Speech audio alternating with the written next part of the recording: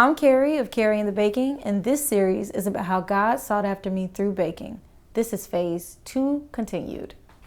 When did you stop seeing it as just baking and start seeing it as something you were responsible for stewarding? I love that word, stewarding. Well, I wasn't a woman of God, so I didn't know what stewardship was at the time, but I did start to see that this was like not a game. And so God really revealed, I now know it was God who's revealing my poor time management, my need for research, and my need to further like my techniques. So I started to see my shortcomings, and as an optimistic person, I didn't like that. Did you begin studying baking or were you still experimenting freely? I was still using YouTube University, as people call it. So I was still using YouTube or researching really heavily.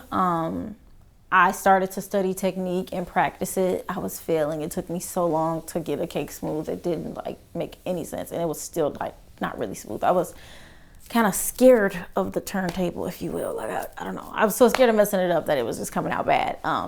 And I was buying all of these gadgets to make my life easier. Because again, I'm trusting in like tangible. So I'm like, cool, if I got this gadget, it's gonna work.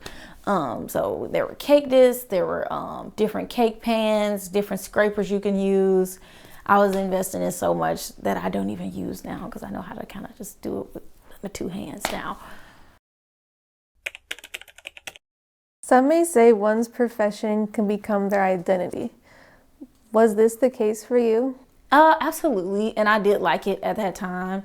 I became Carrie the Baker. I was in charge of Thanksgiving, Christmas, birthday parties, showers, weddings, you name it. I was the one that was doing it, and my family was happy to invest in me. So at first I really did like that. That was my identity.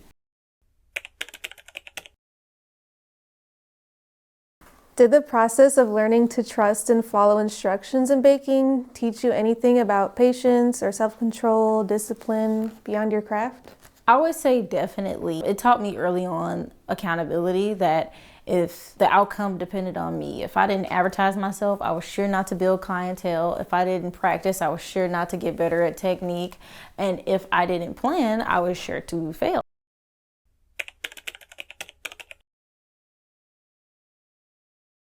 Looking back now, do you think you were building something bigger than you realized, even though you weren't walking with God yet? Oh, for sure. This was like a little hobby. It was cute. It was an attention grabber. It was an outlet, but yeah, it was much bigger than I imagined. It would later become a business that I took very seriously and that I earned my income from. So yes, definitely. Was there a specific moment when you realized this was no longer just creative play, but something that was steadily moving and growing beyond you? Yes, when I started to see it as a potential income, like real income, I saw people doing different things with it. Farmers markets. What was popular at that time was pop-up shops. Everybody was hosting a pop-up shop or going to a pop-up shop or vending at a pop-up shop, and I wanted in. I figured they're bringing me customers and all I have to do is post up. Like, cool, easy money. This really did spark something much bigger and help me to scale the business. Forget the former things. Do not dwell on the past. See, I am doing a new thing. Now it springs up. Do you not perceive it? I am making a way in the wilderness and streams in the wasteland. Isaiah 43:18-19.